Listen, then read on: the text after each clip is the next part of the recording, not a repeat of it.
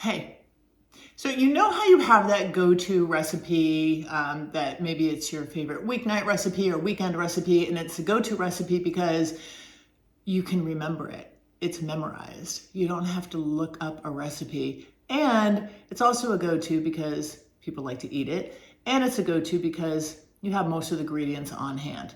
Well, I'm going to share with you my go-to recipe for making winter bird suet. Suet to feed our beloved birds here in Maine in the winter. 3 reasons I love this recipe. Number 1, the birdies love it, especially the woodpeckers. We've seen, oh my gosh, so many woodpeckers this winter, all different sizes, different varieties. It's been amazing. Chickadees love it too. Other birds love it too.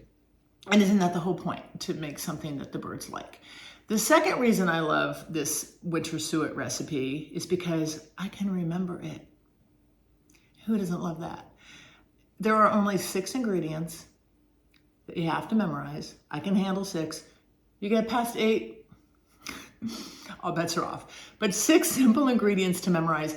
And here's the best part. It's 1 cup of each. 1 cup, 1 cup, 1 cup, 1 cup, 1 cup, 1 cup. Bam! Okay? And the third reason I like it is 5 of these ingredients I usually have on hand. The one ingredient that I don't typically have in the house is lard. Lard's just not something that we consume, but you're gonna need it for this bird suet recipe. So I'm gonna make it. It's so easy to make. We're gonna make 4 squares and we're gonna make the birds happy.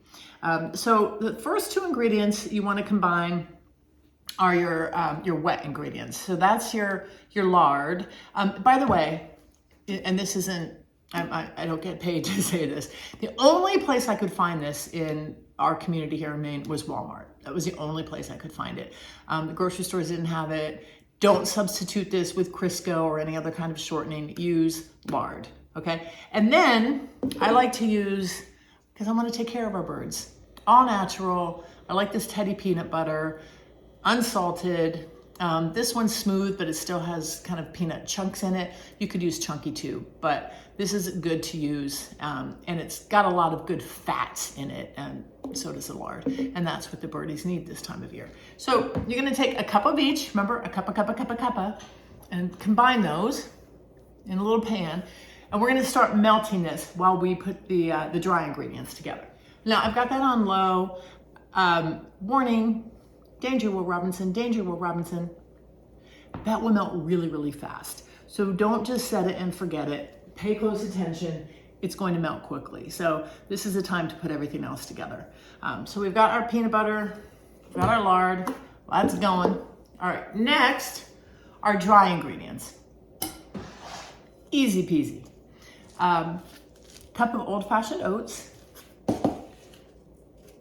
cup of cornmeal, cup of birdseed. Whatever birdseed you have that you're feeding the birds with anyway, use that. And then cup of flour. Purpose of the flour is to bind it all together.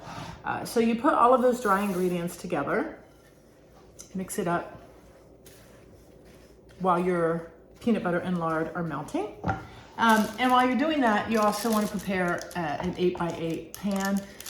Use a little parchment or wax paper and have some sides here, extra. What am I trying to say? I don't know. You can tell what I'm talking about. Because you're going to pour the suet in here, you're going to freeze it, and then you want to be able to lift it out.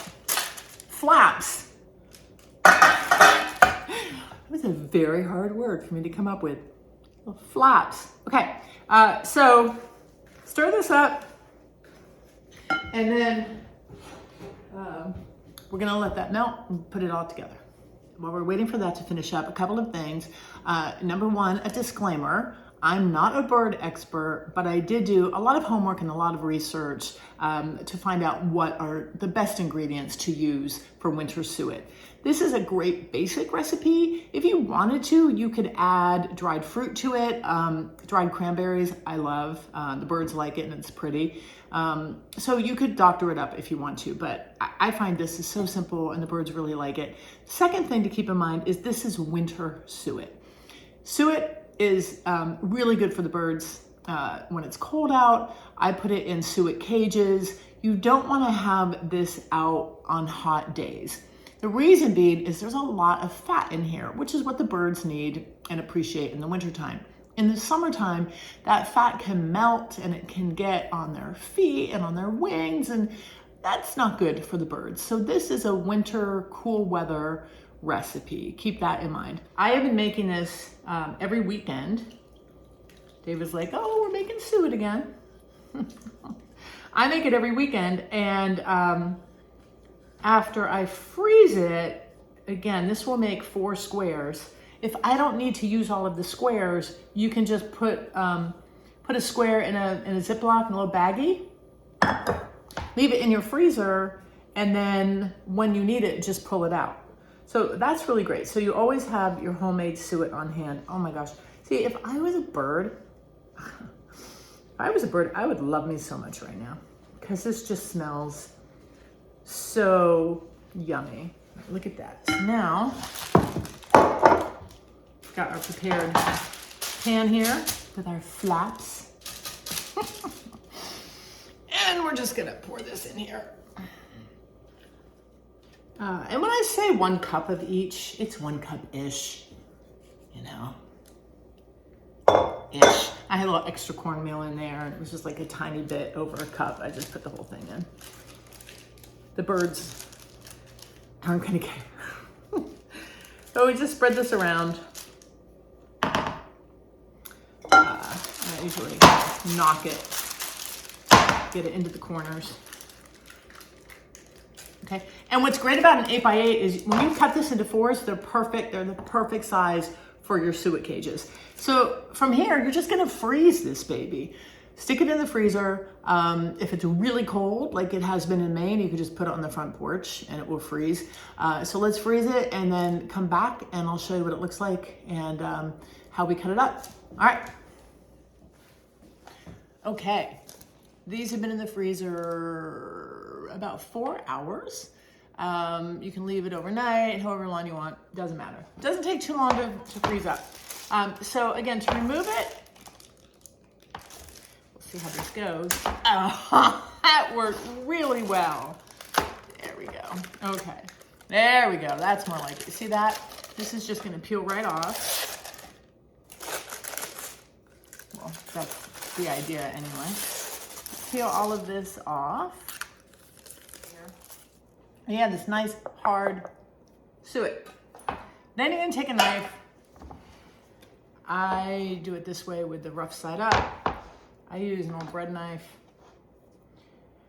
And there's no science to this.